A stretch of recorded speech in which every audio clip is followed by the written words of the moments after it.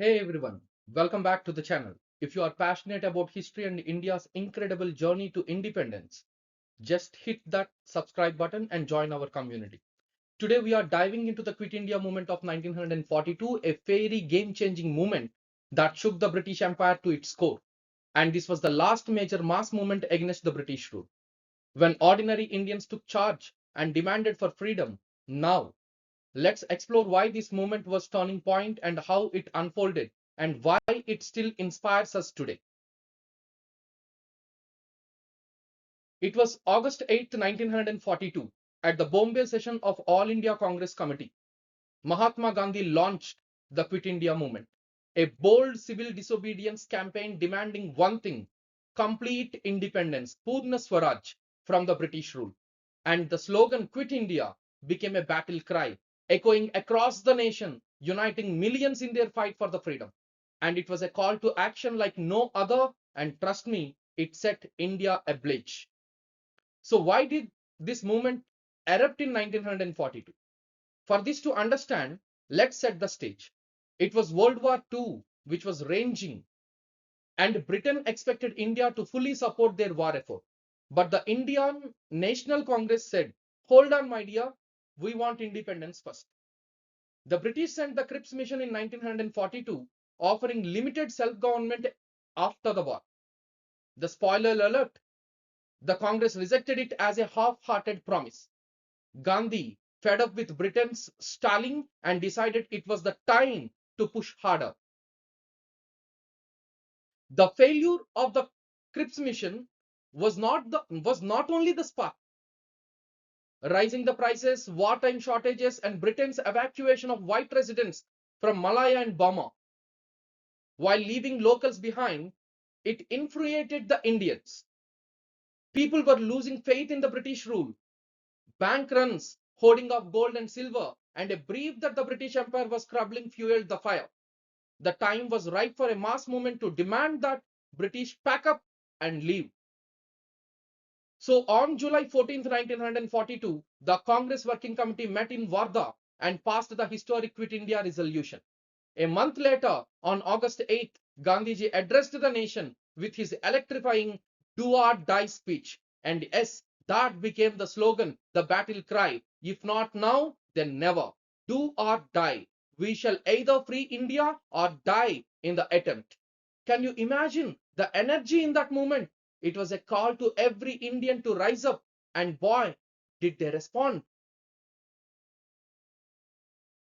The very next day, which means August 9th, 1942, chaos broke out, but in a powerful way. Gandhiji and other Congress leaders were arrested before the dawn, sparking the outrage. Without their leaders, the masses took control. Hartals, strikes, and processions swept across the country. People disrupted the railway lines, burned the police stations, cut the telegraph wires, and this was not just a protest, it was a rebellion.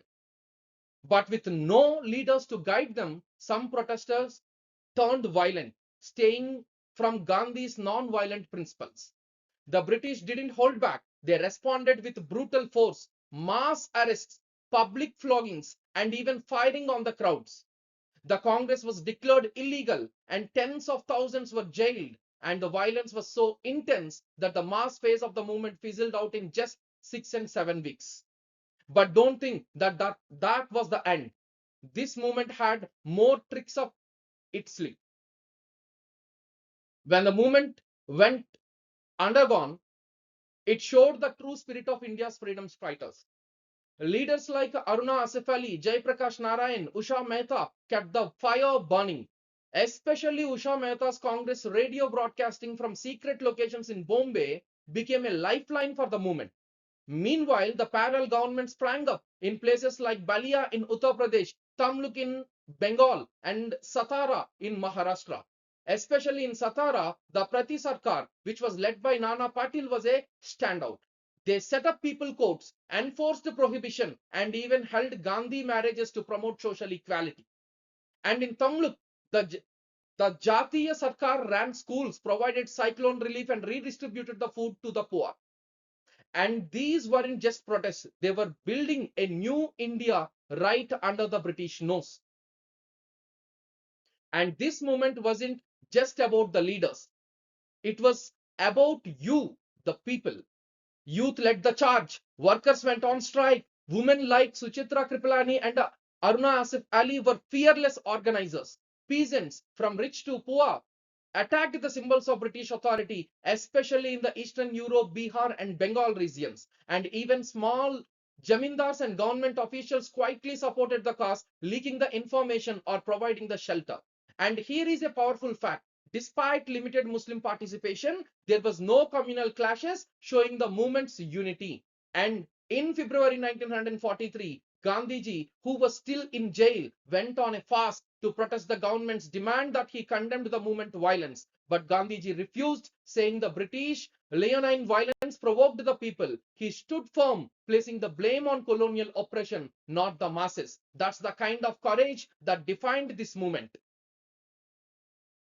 Despite its passion, the Quit India movement didn't achieve immediate independence. Why?